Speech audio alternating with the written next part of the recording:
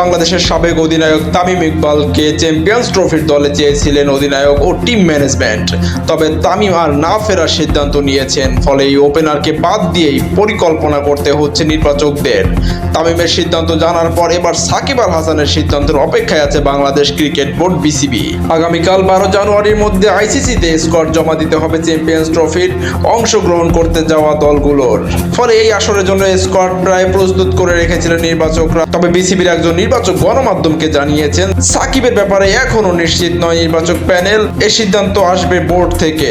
বিসিবির সেই নির্বাচক বলেন, সাকিবের ব্যাপারে এই মুহূর্তে আসলে কোনো খবর নেই, ও তো দেশে নেই, কোনো আলাপই হয়নি। আমরা আসলে অপেক্ষা করছি মূলত বোর্ডের পক্ষ থেকে কি সিদ্ধান্ত আসে। বোর্ড কি বলে সেটার উপর নির্ভর করছে, বোর্ডের নির্দেশনা অনুযায়ী হবে সবকিছু। এমনকি সাকিব চ্যাম্পিয়ন্স ট্রফিতে খেলতে আগ্রহী কিনা সেটাও এখনো জানেন না সেই নির্বাচক। তিনি বলেছেন, সবকিছুর আগে জানতে হবে যে সাকিবকে এই সময় পাওয়া যাচ্ছে কিনা।